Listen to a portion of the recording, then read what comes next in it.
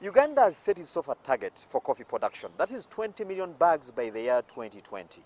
What many are not asking is that 20 million bags of what? Looking at attributes like quality and of course things like moisture content. Today we'll look at what this should entail in the next segment.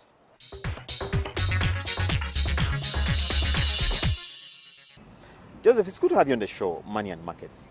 Now, I know you've been quite passionate about the coffee subsector. Today, everyone is talking about how we can optimize benefit from that crop. So, let's start with the production side.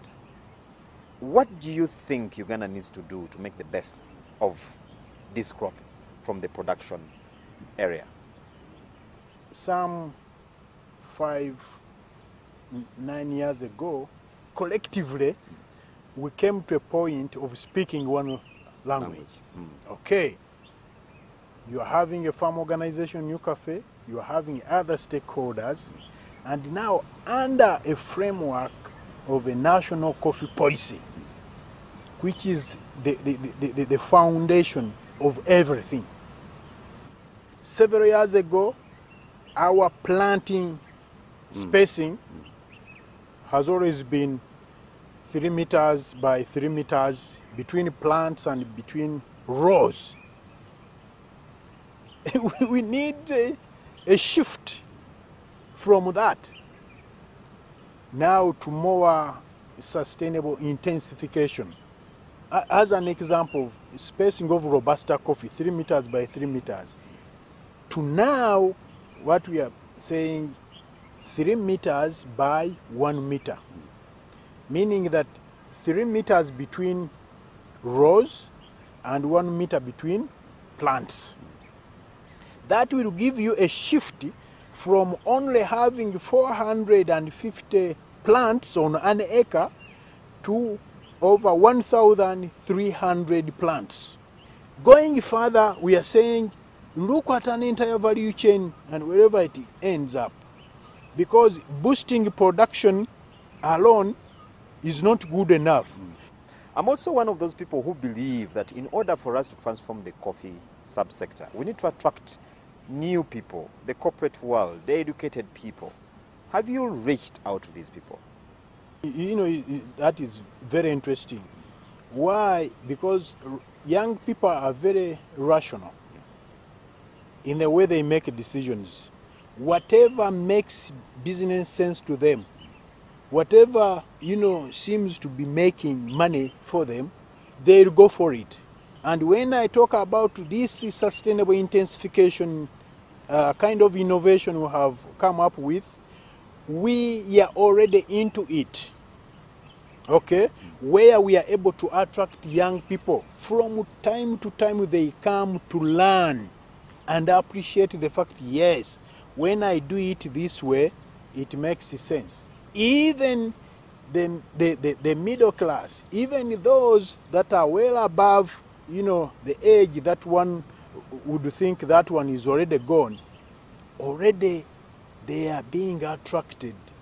Some directly making investments as guided by what we are doing, and some supporting the young people to be able to make these very investments. We have gone ahead to make investments in value addition such that a young man can be able to see that at any step you are making along the value chain, what incremental value are you attaining? And then you ask yourself, what is that must I do in order to attain to this incremental value? So this is the systemic change. This is the systems change. This is the structural change that we are talking about. Today we live in the tech world. Innovation, especially in the area of ICT, are growing, and there are many, growing by the day. Now, do the youngsters that have taken that route of IT have space in this sector? Oh yes. Oh yes, we have even a whole department for ICT, involving social media, whereby the young people who are now into this digital world are able to get information to do with the markets, any person to get information to do with how do you produce the coffee, what are the practices you must go through. And I'm happy to note even that lots of people have been able to put up farms, but simply reading on social media the kind of practices that I go through at my own farm. We are digitizing every part of the value chain where we are working. The 20 million bags, that's the question I want us to wrap this show with. The target has been set, 20 million bags by the year 2020. Now, should we focus on the volume of coffee or quantity of coffee or the quality? Where should we focus our attention? What that means to me and to the entire NUCAFE is that we have good political will. That is something that is, we applaud, government, we applaud His Excellency the President. And now, to us as stakeholders, to embrace this good vision is to say, what are the nitty-gritties and the how to attain the 20 million bags? And those 20 million bags, they will be of what quality?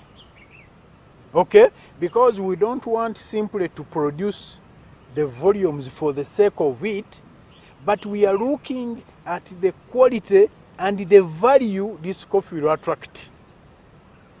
That is something that is very, very important. So the content of the volume we are talking about will be more and more important. If out of the 20 million bags we aspire to get, if we can get, for example, 60% of that in screen 18 for Robusta coffee and double A for Arabica coffee, Uganda will be very far. Thank you very much, Joseph. Thank you, Charles. Always a pleasure. Yeah.